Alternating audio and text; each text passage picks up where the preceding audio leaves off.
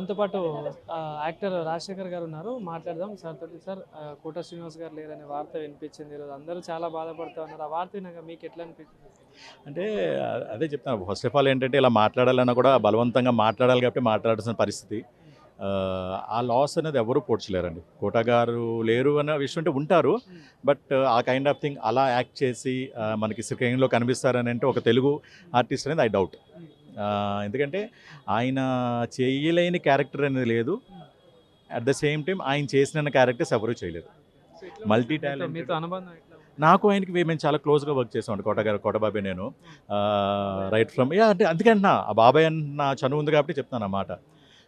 Main అంటే ఇదే philosophy. ఇప్పుడు ఆయన అంటారు యూనియన్ ఒకటి రన్ చేస్తున్నారు కదా, మీరు ఏదో ప్రయత్నించండి, మన తెలుగు వాళ్ళని ప్రాధాన్యత, తెలుగు వారికే వేషాలు ఇప్పించండి అని చెప్పి చాలా గట్టిగా దృఢ సంకల్పంతో ఆయన చాలా ఇచ్చేశారు. సో అన్ఫార్చునేట్లీ ఏంటంటే అది జరగాలి. సో అలాగా మన చిత్ర పరిశ్రమే ఆయనకి ఏమైనా నివాళులు అర్పించాలంటే తెలుగు వారికి ప్రాధాన్యత ఇస్తే డెఫినెట్గా ఆయన ఘన నివాళులు అర్పించినట్టే.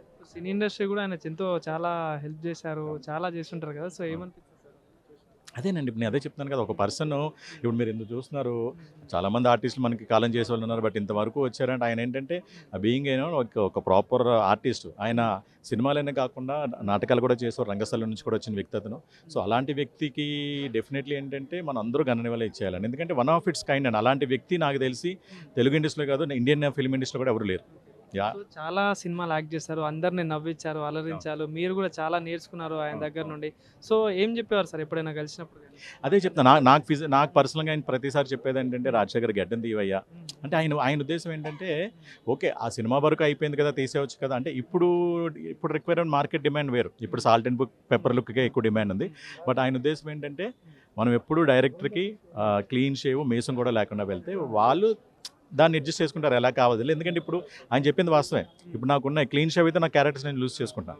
బట్ ఇది ఉండడం వల్ల, కంటిన్యూటీ ఉండడం వల్ల తీయలేపుతున్నాం. సో ఆయన ఆ సెన్స్తో అనేవారు, మనం ఎప్పుడు ఏంటంటే డైరెక్టర్కి ఒక మౌల్లా వెళ్ళిపోవాలంటే వాళ్ళకి కావాల్సిన విధంగా వాళ్ళు చేసుకుంటారని చెప్పి. ఇండస్ట్రీకి ఆయన లోటు తీర్చగలమా సార్? డెఫినెట్లీ కష్టం. But he lives on.